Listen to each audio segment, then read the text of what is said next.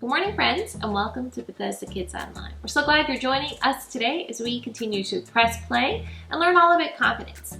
And do you guys remember what confidence is? It's learning to see yourself the way that God sees you. And this is such an amazing and important thing to learn. So our Bible story today is all about Gideon, and it's from the book of Judges, and it's going to teach us that God can use you no matter what. God can use me no matter what. He has great plans for you. So it's a great story. I know you're going to enjoy it. So get up and sing and dance wherever you are. Enjoy the Bible story. Engage in your family activity. Enjoy the rest of your weekend. Enjoy your last week of school. I know you guys must be so excited. And we will see you guys soon.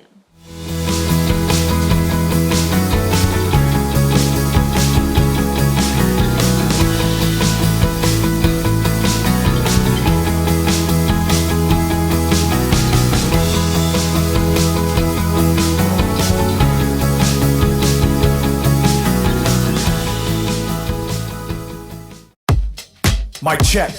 1, 2, 1, 2. Are y'all ready? Yeah. Are y'all ready? Yeah. Y'all ready? Yeah. Press play!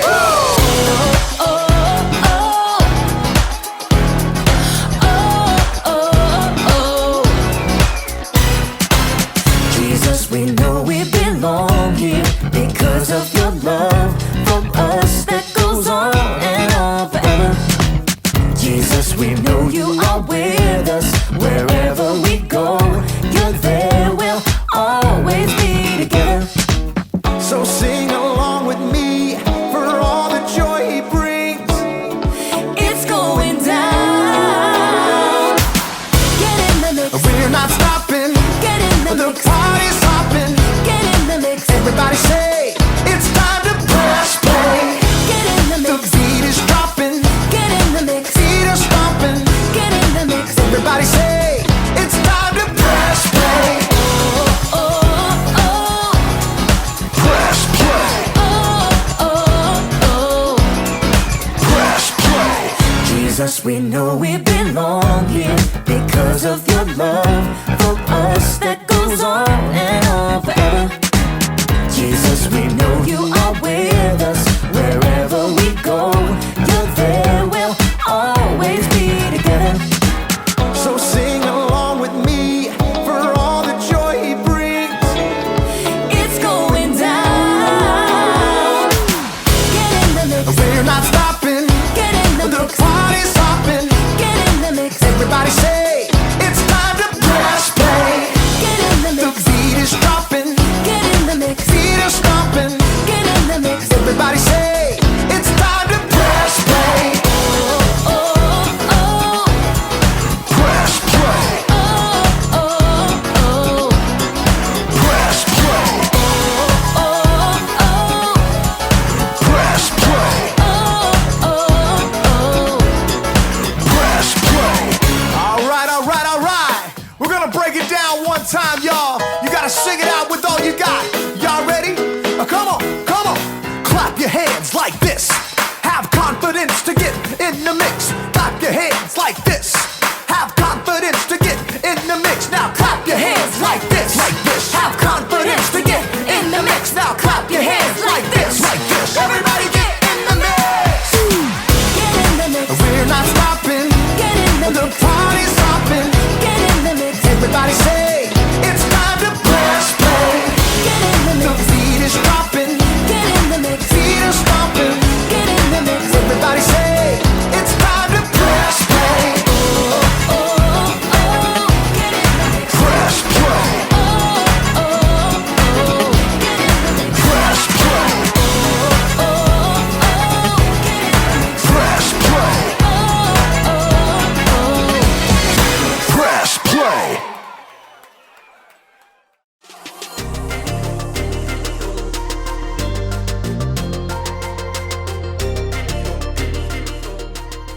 Hey everyone, I'm Graham, and I'm here to give you a little bit of confidence. Confidence is learning to see yourself the way God sees you. When you're confident, you don't just sit around waiting for something to happen. No, when there's a game to be played, you get off the bench and play. When there's a challenge to be met, you face it head on. When there's music to be played, you get in the mix, grab an instrument, and make some noise.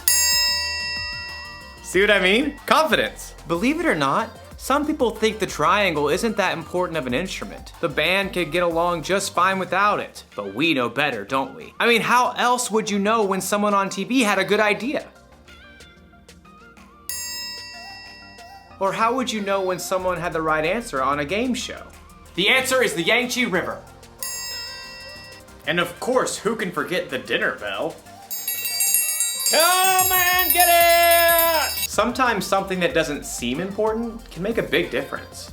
And in today's story, we'll see how God used someone who didn't think he was important. And that someone's name was Gideon? Right, Gideon.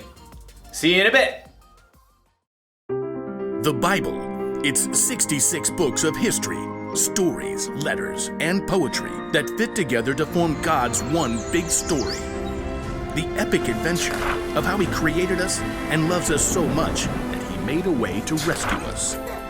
As we travel through the Bible, from Genesis to Revelation, we discover people who met God and found their lives changed forever. Now, for an amazing story, inspired by the book of Judges, chapters 6 through 8. As many times before, the Israelites turned away from God. He allowed the Midianites to take over their land. God's people hid out in caves. When they tried to grow plants or tend to livestock, the Midianites would show up and destroy their crops and animals. At last, the Israelites cried out to God for help. He heard them and sent the angel of the Lord to a man named Gideon, who was threshing grain in a winepress.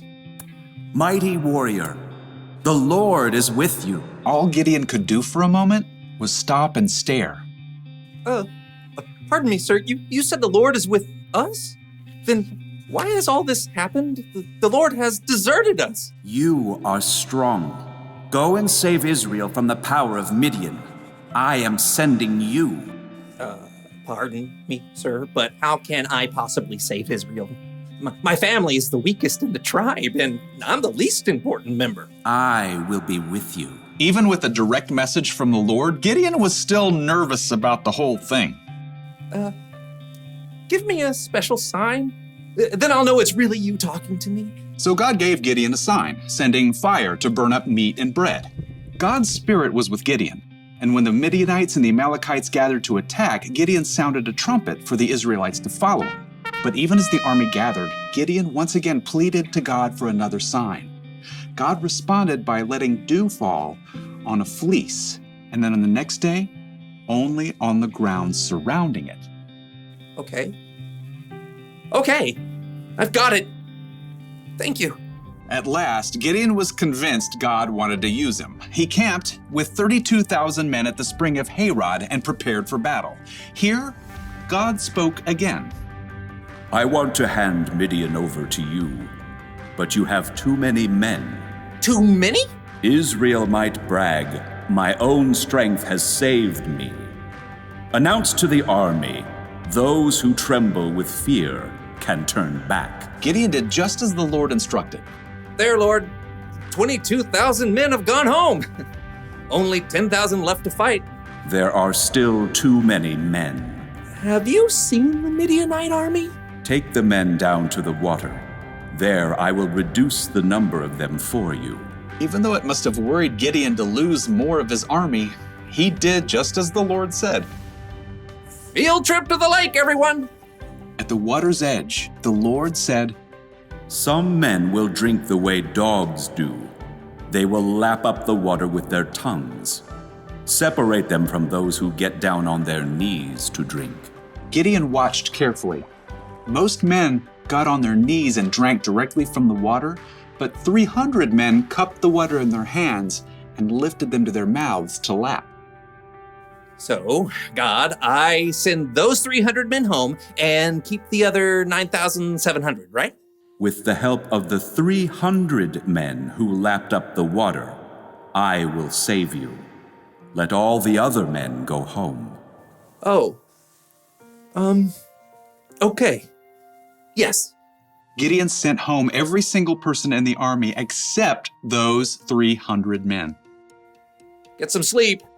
Tomorrow we will figure out what's next. That night, the Lord spoke to Gideon once more. Get up. What? Oh, I'm awake. Gideon stumbled out of his tent. Below, the campfires and torches of the enemy armies covered the entire valley. So many. Like a swarm of locusts. Go down to the camp. Listen to what they are saying. After that, you will not be afraid to attack. Wondering if he might be dreaming, Gideon snuck down the mountain to hover in the shadows at the edge of the camp. He could hear voices from a nearby tent. I had a dream. A round loaf of barley bread came rolling into the camp. It hit the tent with great force and knocked it flat. Wow, but that can only be the sword of Gideon from Israel.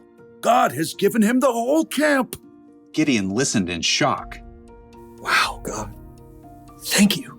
At once, Gideon scrambled back up the hill to the Israelite camp. Get up! Get up! The Lord has handed the Midianites over to you.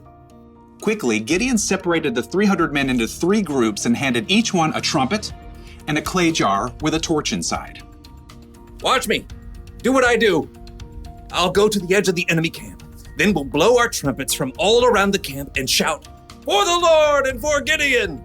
Gideon and his men headed quietly down the slope, fanning out in groups to surround the vast enemy camp.